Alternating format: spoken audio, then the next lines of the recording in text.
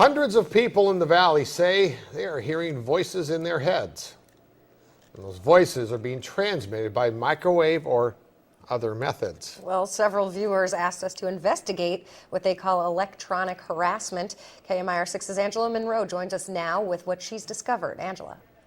Electronic harassment, synthetic telepathy, voice-to-skull technology. Chances are you haven't heard of these terms, but after searching the internet, I found dozens of websites dedicated to the phenomenon and several Valley residents who say they're victims.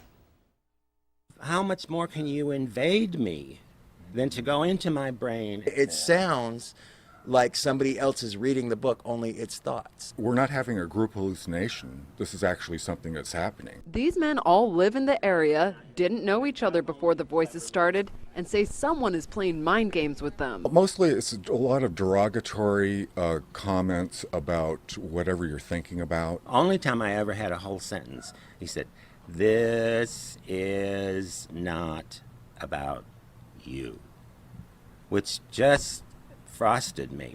If it's not about me, what the hell am I going through all this for? Kevin Bond says he used to have a normal life. I was living in the San Diego area, was clerking for a federal judge, and I noticed that I was being followed by a whole bunch of people. According to the websites, what Bond is describing is called gang stalking. He moved to Palm Springs to escape. I started hearing, as you'll hear, hearing voices and what they'll call voice to skull or microwave hearing. Bob Stansfield says his experience was similar and started a decade ago. They were active in following me around here, and I started hearing the voices a little bit after the vehicular stalking. Randall Ringer says the voices started when he was undergoing chemotherapy. The first thing that was said was Randall Ringer.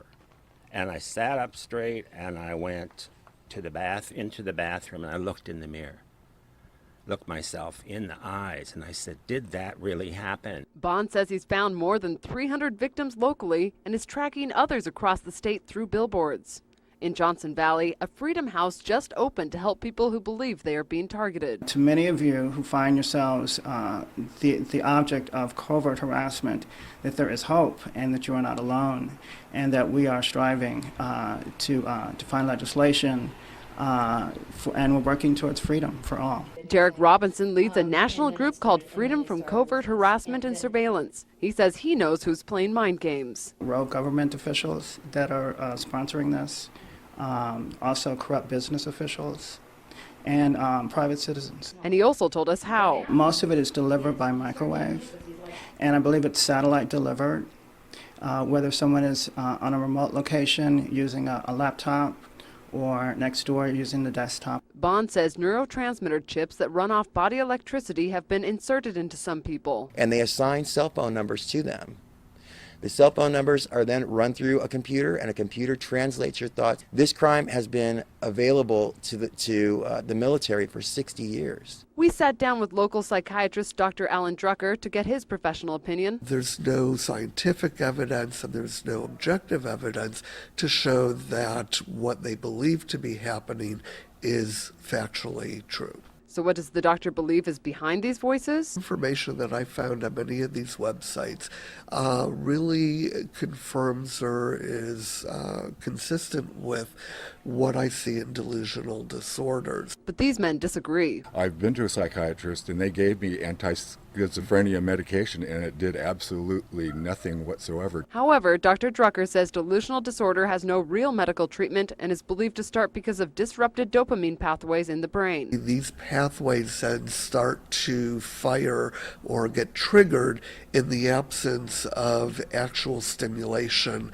of a person actually speaking or the radio being on, etc. Dr. Drucker says dopamine can be disrupted for a variety of reasons: a genetic predisposition, illicit drugs, and even chemotherapy. These men have their own theories why they're being harassed. I think that I was targeted because I'm gay. I reported someone for selling what I thought they were selling drugs, and they were. Nationwide, this crime is committed about 60% against white women ages from 30 to 38. but in Palm Springs, it's almost 98% gay men. It does tend to occur more in populations of individuals who are marginalized or in some way stigmatized in society. But these men disagree and say police and the psychiatric community need to take them seriously. When I worked with the government, I heard a lot of people coming in saying, I'm hearing voices through my tooth. Now I look back and I think, are they like I am now and I just didn't pay attention? For them, the voices are a waking nightmare. And Kevin Bond told me they're working on a book project about electronic harassment and pitching the idea to DreamWorks. Back to you.